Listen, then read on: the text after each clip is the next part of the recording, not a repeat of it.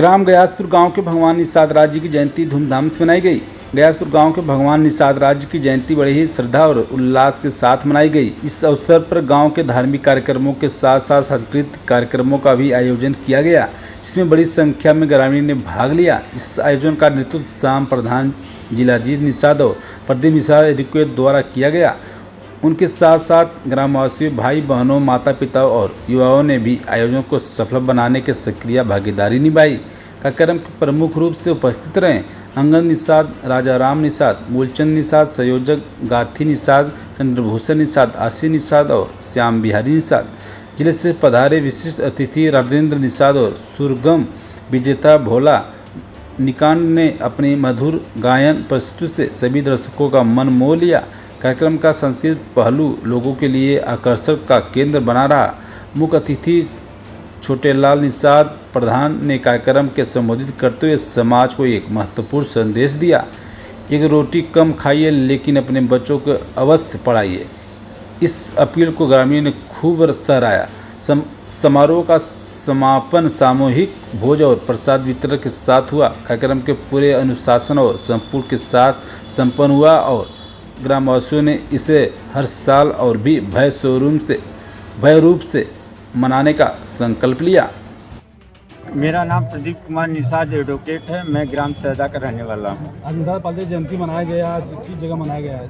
ये ग्राम सैदा और ग्राम गयासपुर और ग्राम दुधनारा की संयुक्त जयंती आज मनाई जा रही है पूरे धूमधाम से। लोगों को क्या संदेश देना चाहते हैं कार्यक्रम से? लोगों को यही संदेश देंगे कि अपने बच्चों को पढ़ाइए लिखाइए। जब तक आपके बच्चे पढ़ेंगे लिखेंगे नहीं, तब तक डीएम, एसपी, कलेक्टर और अपने हक अधिकार की लड़ाई नहीं लड़ पाएंगे।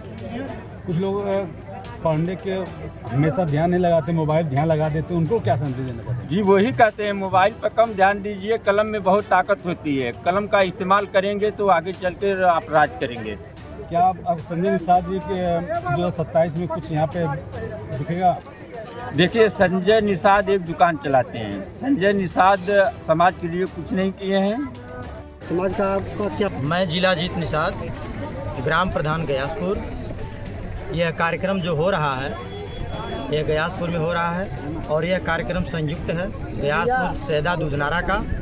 और हम लोग इस कार्यक्रम के माध्यम से यह संदेश देना चाहते हैं समाज के लोगों के लिए कि आप लोग अपने बच्चों को शिक्षित करें।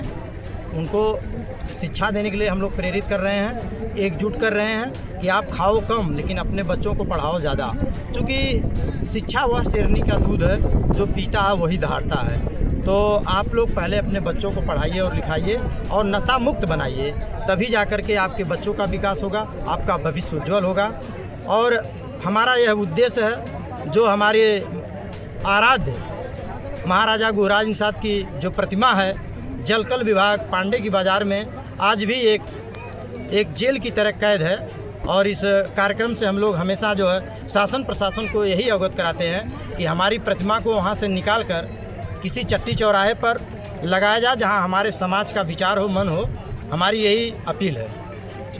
और कुछ कि पार्टियां तमाम आती हैं जाती हैं। एक समस्या बहुत जटिल हमारी है, क्योंकि आरक्षण पर ज़्यादा फोकस हम लोगों का है। काफ़ी दिनों से चर्चा भी है। सरकारें आती हैं, ठगती हैं, चली जाती हैं।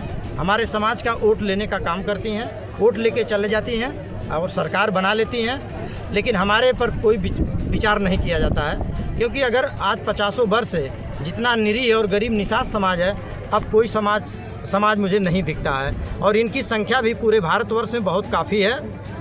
और हम यह इसी आपके चैनल के माध्यम से अपील करते हैं स्टेट गवर्नमेंट से, उत्तर प्रदेश सरकार से और भारत सरकार से, हमारा आरक्षण हमेशा जैसे और लोगों के लिए मिल रहा है एससी का आरक्षण, उसी तरह से हमारा भी आरक्षण बहाल किया जाए। क्योंकि माझी और मझवार वो हमारे संविधान में लिखा हुआ है।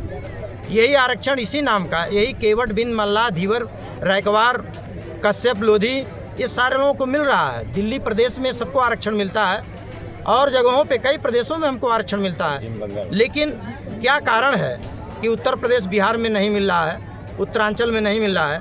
तो हमारा इस आप लोगों के चैनल के माध्यम से निवेदन है कि हमारे बारे में भी सरकार सोचे और जल्द से जल्द हमारा आरक्षण लागू करे, ताकि हमारे बच्चों का भी भविष्य उज्ज्वल हो। जब चुनाव आता है तो नेता लोग सभी लोग आ जाते हैं, निशा चिल्लाते हैं, उसको किस तरह के मुंह तोड़ जवाब देना चाहते हैं? हम चाहते हैं जो हमारे हित की बात करेगा, हमारी लड़ाई जो विधानसभा में उठाएगा, जो लोकसभा में उठाएगा, हम उसके पक्षधर रहेंगे, क्योंकि बहुत हो गया खेल। अब ये दुकानें इन लोगों की बंद करने का हम लोग प्लान बना लिए हैं।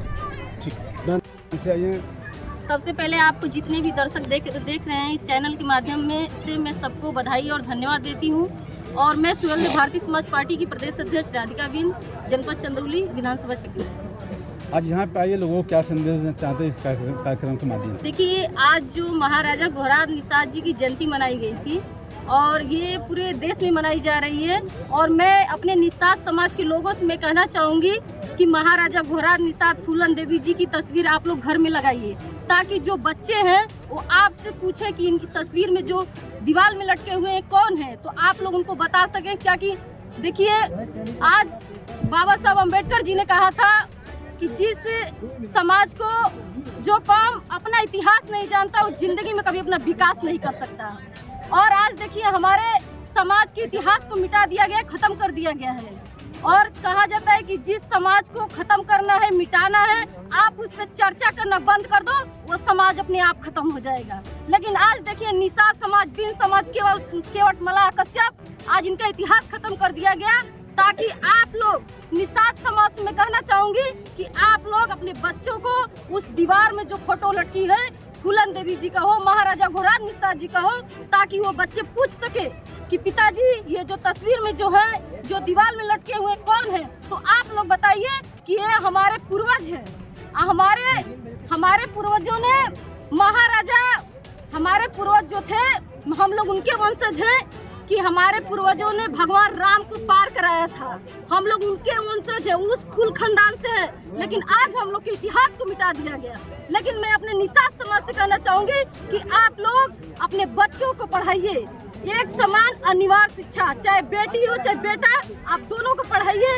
अगर एक बेटी पढ़ती है तो दो घर को संवारती है, और एक तो अपने मायके की, दूसरे ससुराल की। इसलिए आप लोग शिक्षा में भेदभाव ना करें, चाहे बेटी हो चाहे बेटा, आप दोनों को पढ़ाइए।